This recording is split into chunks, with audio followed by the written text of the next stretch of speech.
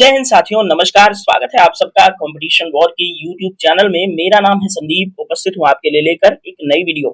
दोस्तों, आज की वीडियो में हम बात करने वाले हैं भारत संपूर्ण जीव जंतुओं की सूची बनाने वाला दुनिया का पहला देश बन गया है। इसी के संबंध में ये न्यूज है, दैनिक जागरण के राष्ट्रीय संस्करण की न्यूज। विस्तार पूर्वक आपसे बात करेंगे, कहीं जाइएगा मत।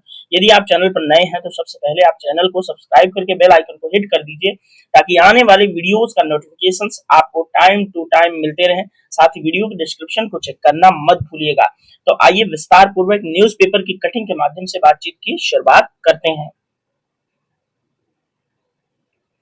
दोस्तों, न्यूज़पेपर की कटिंग के अंदर आप देख रहे हैं कि भारत संपूर्ण जीव जंतुओं की सूची बनाने वाला दुनिया का पहला देश बन गया है।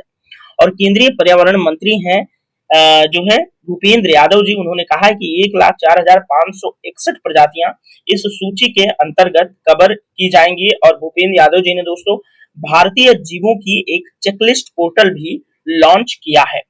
दोस्तों, इस न्यूज़पेपर की कटिंग के अगर कुछ हाईलाइटेड पॉइंट्स की बात करें तो आप पाएंगे कि सबसे बड़ी बात तो यही है कि संपूर्ण जीव जंतुओं की सूची तैयार करने वाला भारत दुनिया का पहला देश बन गया है। जूलॉजिकल सर्वे ऑफ इंडिया के आयोजित एनिमल टैक्सोनॉमी समिट 2024 में भारत के जीवों की चेकलिस्ट पोर्टल भी लॉन्च किया गया। तो किसका सर्वे क्या था? जूलॉजिकल सर्वे ऑफ इंडिया द्वारा आयोजित एक प्रोग्राम था जिसका नाम एनिमल टैक्सोनॉमी समिट था। ठीक है, 2024। इस समिट के अंतर्गत दोस्तों भारत के जीवों की चेकलिस्ट पोर्टल भी जारी की गई। दोस्तों, जो जेडएसआई है यानी कि जूलॉजिकल सर्वे ऑफ इंडिया, इसके बारे में मैं आगे आपसे विस्तार पूर्वक बात भी करने वाला हूं। तो दोस्तों, ये कोलकाता में है और इसने अपने स्थापना के 109वें वर्ष कहा कि भारत जैव विविधता संरक्षण में वैश्विक चैंपियन है। और हमारी जो परंपरा है, लोकाचार है और मूल्य प्रकृति का सम्मान करते हैं और जैव विविधता संरक्षण को बढ़ावा देते हैं। कुल 1,04,561 प्रजातियों को कवर करते हुए संपूर्ण जीवों की एक चेकलिस्ट तैयार करना जैव विविधता प्रलेखन में खुद को वैश्विक नेता के रूप में स्थापित करता है भारत को। दोस्तों, उन्होंने और आगे क्या कहा कि भारत के जीवों की चेकलिस्ट पोर्टल भारत में रिपोर्ट की गई जीव प्रजातियों पर पहला व्यापक दस्तावेज होगा। ठीक है, और उन्होंने आगे कहा कि जीवों की सूची वर्गीकरण वैज्ञानिकों, शोधकर्ताओं, शिक्षाविदों, संरक्षण प्रबंधकों और नीति निर्माताओं के लिए एक अमूल्य संदर्भ होगी। इसमें दोस्तों 36 प्रकार के फाइला को कवर करने वाले सभी ज्ञात टैक्सा वर्गीकरण की 121 चेकलिस्ट शामिल है। स्थानीय संकटग्रस्त व सूचीबद्ध प्रजातियों को भी इसमें शामिल किया गया है। उन्होंने जैव विविधता और प्रजातियों को संरक्षित करने के लिए अंतर्राष्ट्रीय बिग कैट अलायंस जैसी सरकार की पहलों पर भी प्रकाश डाला है और कहा है कि एक सफल परियोजना के रूप में चीतों का भारत में स्थानांतरण इसका एक उदाहरण है। दोस्तों, इंटरनेशनल बिग कैट अलायंस क्या है, इस पर हम आपसे सेपरेट में बात कर रहे हैं। और साथ ही जूलॉजिकल सर्वे ऑफ इंडिया के बारे में भी थोड़ा सा मैं आपसे बात जरूर करने वाला हूं। तो आइए शुरुआत करते हैं। सबसे पहले देखेंगे जेडएसआई यानी कि जूलॉजिकल सर्वे ऑफ इंडिया को। दोस्तों, यदि बात करें हम जूलॉजिकल सर्वे ऑफ इंडिया यानी कि जेडएसआई की, तो इसकी स्थापना दोस्तों हुई 1 जुलाई 1916 में, यानी कि अंग्रेजों के शासनकाल में इसकी स्थापना हुई। इसका मुख्यालय कहाँ है? कोलकाता में। और दोस्तों, जेडएसआई का मुख्य उद्देश्य आप लोग याद रखिएगा, पशु विविधता का सर्वेक्षण करता है, पहचान करता है, दस्तावेजीकरण करता है और इनके संरक्षण का प्रयास करता है। इसके अलावा दोस्तों यह पशु संग्रहालय और अनुसंधान केंद्र भी संचालित करता है। और जो जूलॉजिकल सर्वे ऑफ इंडिया है उसका ये लोगो है। दोस्तों, इसमें क्या क्या गतिविधियां होती हैं थोड़ा सा आप देखेंगे वन बाय वन। जैसे कि पशु विविधता का सर्वेक्षण और दस्तावेजीकरण करेगा ये। जैसे कि ये जो भी बातें हैं उसको हम थोड़ा सा यहाँ पे इलोबोरेट करते हैं, यानी कि विस्तार देने का प्रयास करते हैं। जैसे देश भर में विभिन्न स्थानों पर जाकर विभिन्न प्रजातियों का संग्रह और अध्ययन करना। दूसरा कार्य क्या है कि प्रजातियों की पहचान, जैसे नए और पहले से ज्ञात प्रजातियों की पहचान करना और उसकी जानकारी को संग्रहित करने का प्रयास करता है।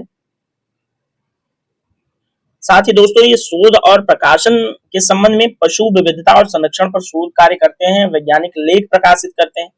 शिक्षा और जागरूकता के संबंध में क्या करते हैं? जैव विविधता के महत्व पर जन जागरूकता फैलाते हैं, शिक्षा कार्यक्रम आयोजित करते हैं।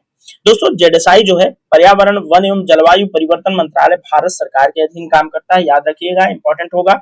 और इसका उद्देश्य दोस्तों भारत की जीव जंतुओं की संपत्ति का संरक्षण और संवर्धन करना होता है।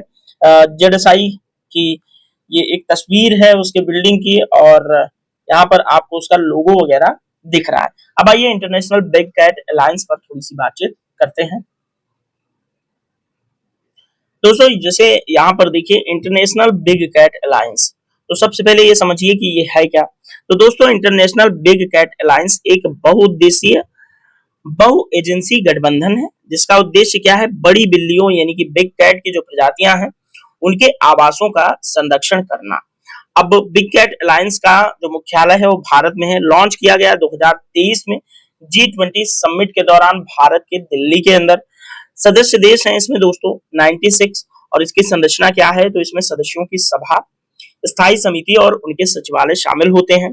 साथ ही अब ये काम क्या क्या करते हैं ये भी देख लीजिए। तो इनका पहला काम है बिल्लियों की जो 6 बड़ी प्रजातियां हैं जैसे बाघ, शेर, तेंदुए, हिम तेंदुए, प्यूमा, जगुआर और चीता जो है उनके भविष्य को सुरक्षित करना। दूसरा है जलवायु परिवर्तन के प्रतिकूल प्रभावों को कम करना।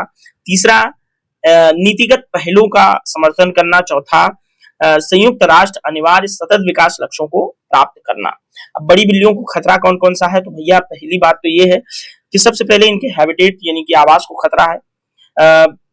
उसके बाद इनका अवैध शिकार भी होता है विभिन्न जड़ी बूटियों के लिए, कभी किसी पौराणिक मिथ्स के लिए इनका शिकार होता है। जैसे कि आप देखेंगे कि जो तिब्बत रीजन में बुद्धिस्ट है वो कभी कभी शेर की चीता की खाल पर बैठते हैं, तो जाहिर सी बात है कहीं ना कहीं तो चीता का की जो हत्या होती होगी, हंटिंग होती होगी, उसके बाद वो खाल उनको मिल पाती होगी। तो इस तरह के कुछ मिथ्स की वजह से भी वन्य जीव जो बहुत इंपॉर्टेंट है हमारे पर्यावरण के लिए, उनका शिकार समय समय पर होता रहता है, जो कि बहुत उनके लिए गलत बात है, हमारे पर्यावरण के लिए भी गलत बात है।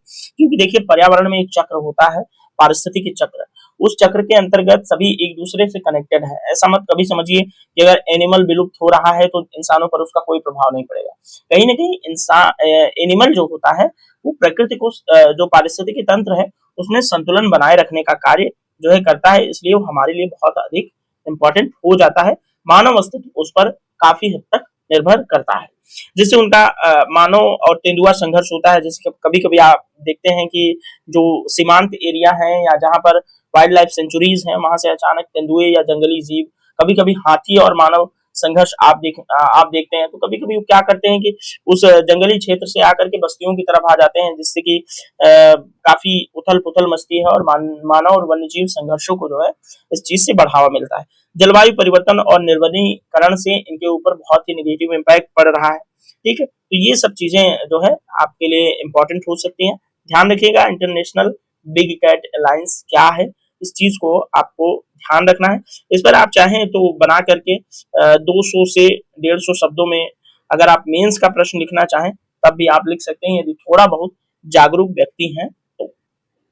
दोस्तों बड़ी बिल्लियों के संरक्षण की स्थिति क्या है, जैसे IUCN में इनका क्या स्थिति है, और भारत की जो वाइल्ड लाइफ कंजर्वेशन एक्ट है 1972 उसमें क्या स्थिति है, ये आप आराम से वीडियो को पॉज कीजिए और उसके बाद इसको जो है समझ लीजिए। जैसे बाघ की स्थिति मैं आपको दिखा देता हूँ। इसका वैज्ञानिक नाम पैंथेरा टाइग्रिस होता है और IUCN की रेड लिस्ट में इसको संकटग्रस्त सूची में रखा गया है।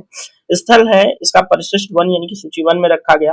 और भारतीय वन्यजीव संरक्षण अधिनियम जो 1972 है उसकी अनुसूची 1 में रखा गया है, यानी कि इनका शिकार जो है वो स्ट्रिक्टली जो है प्रोहिबिटेड रखा गया है।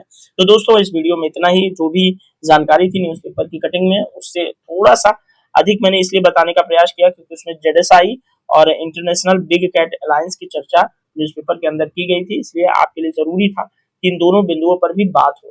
कभी कभी सवाल जो बनाए जाते हैं वो डायरेक्टली नहीं बनाए जाते, इनडायरेक्टली वे में भी सवाल पूछे जाते हैं। तो ऐसी घटनाओं से आपको थोड़ा सा जो है सतर्क रहने की जरूरत है कि कहीं कहीं इनडायरेक्टली कोई सवाल पूछा जाए तो हम किसी भी तरह से चूकने नहीं चाहिए। ठीक है, तो आइए अब इस वीडियो को यहीं पर वाइंड अप करते हैं और मिलेंगे नेक्स्ट वीडियो में। तब तक के लिए थैंक यू सो मच। आप अपनी पढ़ाई लिखाई को जारी रखिए। यदि वीडियो और चैनल अच्छा लगता हो तो चैनल को लाइक शेयर सब्सक्राइब कीजिए और वीडियोस को भी लाइक और शेयर करना मत भूला करिए। तो चलिए इस वीडियो को में इतना ही, मिलेंगे नेक्स्ट वीडियो में। Thank you so much, bye bye.